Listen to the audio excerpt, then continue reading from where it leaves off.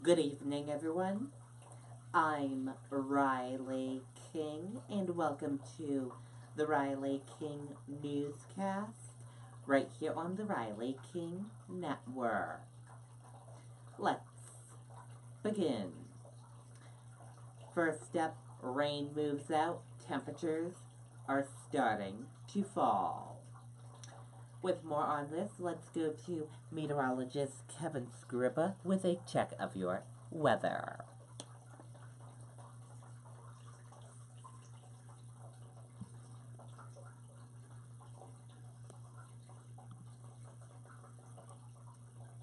Quick webcast update for you here just after 8 a.m. as the rainfall continues to come down heavily at times through early to mid-afternoon in the southern half of the state, while farther north that rain-snow line slowly creeping its way all the way to the White Mountains just over the next couple of hours. It's going to mean a general 3 to 6 inch accumulation from the foothills up through the Great North Woods and over an inch of rainfall for southern areas, some of the heaviest rain between now and about 1 o'clock this afternoon. You will notice a back edge moving its way across eastern parts of New York. Notice how quickly the precipitation winds down.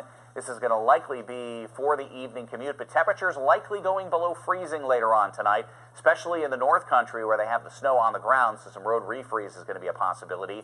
The breeze will pick up overnight tonight out of the northwest and will be a factor for the day tomorrow. Highs tomorrow only from the 20s to lower 30s, but with the winds gusting at times over 30 miles an hour, we are talking wind chill readings in the single digits and teens for parts of the day on Wednesday. As that wind lightens later Wednesday night, the coldest night of the season so far, single digits and teens for overnight lows, possibly record lows. And then we'll start with sunshine on Thursday, only to have the clouds race in later in the afternoon with temperatures running another 5 or 7 degrees colder as the next one arrives. That one's going to be more snow than anything else coming through. While it does not look to be a blockbuster storm, it could be several areas of the state with their first multi-inch snowfall of the season. Tomorrow's highs, again, 20s to lower 30s, doesn't even factor in the wind, which will be gusting over 30 miles an hour at times. So once we get beyond the storm system on Thursday night and into Friday, which probably wraps up by early afternoon Friday, we get into the weekend, chilly temperatures with highs in the 30s, pretty good breeze Saturday, but fair skies for any outdoor events. Okay, and that was your weather from meteorologist Kevin Skarupa. And as you saw on that 7-day forecast, Friday will be a impact weather day. So get prepared for Friday. And there are 17 closings and delays on the closings and delays section. If you want to see the list, you can go on WMUR.com. And now let's take a look at your roadways this evening and see how your evening commute is moving along this evening. And here's a look at your evening commute this evening. We're seeing a lot of green roadways, and we have a lot of yellow and red roadways in this section of New Hampshire, and over here spread out as well, and a lot over here. So take it easy on the roadways, and later on tonight, the leftover rain drops will freeze and make it slippery for your morning commute tomorrow. So you'll need to take it easy for the morning commute. But otherwise, traffic's moving a little okay for this evening commute.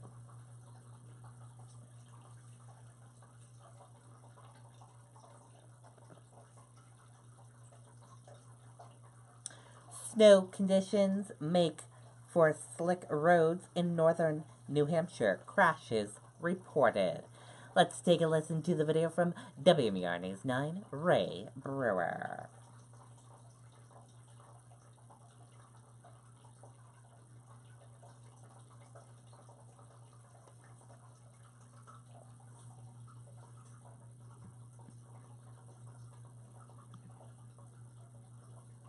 North of the notch provided a glimpse of what is coming. The trees covered in snow, although fall still has more than a month to go. I think it's beautiful. It's like a winter wonderland. It is early, but it's beautiful. And I feel like we're in a snow globe. On the highway, the plows are out. Still, the snow caused some slippery conditions, and state police were kept busy responding to numerous accidents. and at a local insurance agency that'll make for a long day. First claims of the season are coming in this morning. We're working on them right now. Mostly fender benders, a few rear enders, people sliding, slamming into the backs of other vehicles that are stopped. The snow added an extra 10 minutes to their trip for Madison Reeves and her mother. Madison has only been driving for a year and a half. I just have to be careful and drive slower. And Mom, how'd she do? She did well. She just said to me, she goes, "How many times have you been in my car?" And I'm like, I can count on one hand. With her driving, actually. Locals say even for north of the Notch, it's unusual to have this much snow this early. But Dennis Wagner doesn't think this means we're in for a tough winter. It looks like we're just going to have a typical New England winter. I don't think it's going to be any worse than in past history. It's going to be what we normally should have. As you take a live look at Cannon Mountain, once again, bear in mind, this is just the first of 2 storms that are expected this week. And according to Kevin, the rest of the state could get a chance to experience this later on. And Sean, I know earlier you were asking if it was time to put your ice scraper in your car.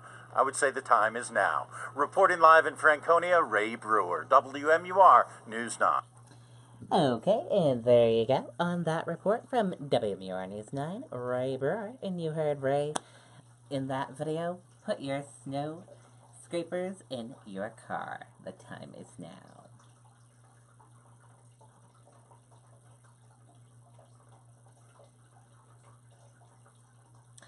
Authorities ID Manchester shooting victim. Police seek tips about case.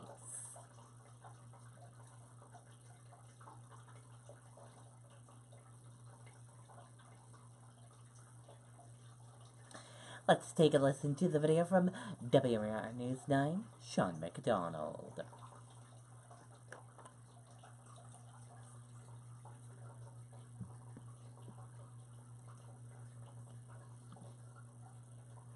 The Attorney General's office says it is investigating a suspicious death in Manchester. Investigators say a man was shot and killed last night near Notre Dame and Conant Streets in the West End. Police have not released the victim's identity. Officials say an autopsy is scheduled for tomorrow. Okay, and there you go on that video and that report.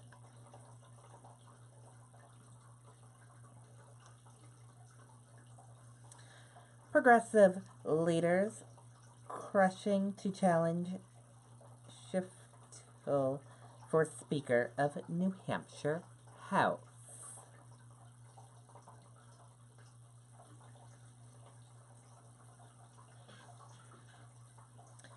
Let's take a listen to the video from WMUR News 9.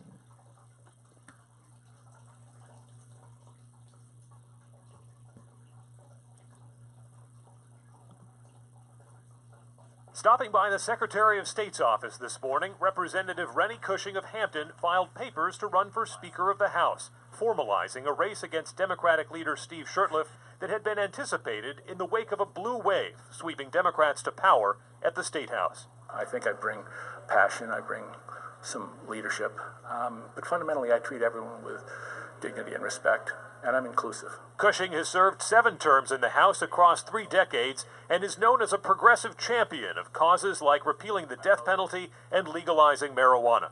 Shurtleff, a Vietnam veteran and retired law enforcement officer, has represented Pennacook since 2004, leading the Democratic caucus for the last 6 years. I don't know how Rennie would be as a leader. You know, Rennie's a friend and always will be. But I think the caucus knows my style and how I've led over these years. House Democrats will gather on Thursday to vote for Speaker, but the formal election won't take place until December 5th. In Concord, Adam Sexton, WMUR News 9. Okay, and there you go on that video and that report.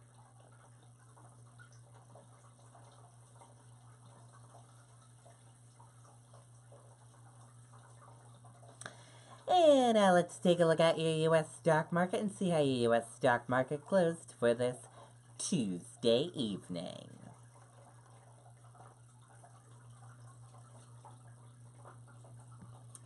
And here's a look at that U.S. stock market for all of you this evening. Your Dow Jones Industrial Average closed in the red and went down. Your Nasdaq closed in the green and went up. S&P 500 closed in, the red and went down. Gold closed in, the red and went down. Oil closed in, the red and went down. US 10-year closed in, the red and went down.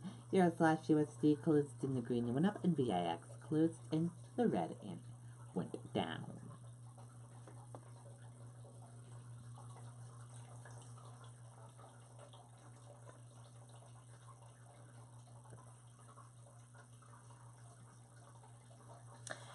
Dow falls in wide session as Wall Street fails to recover from sharp losses.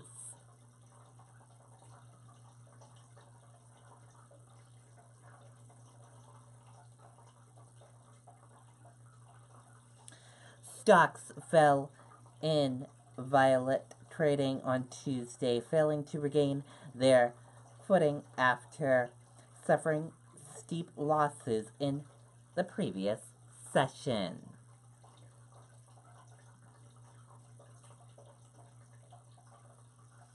Trump and his legal team met Monday to answer Mueller's question, sources say.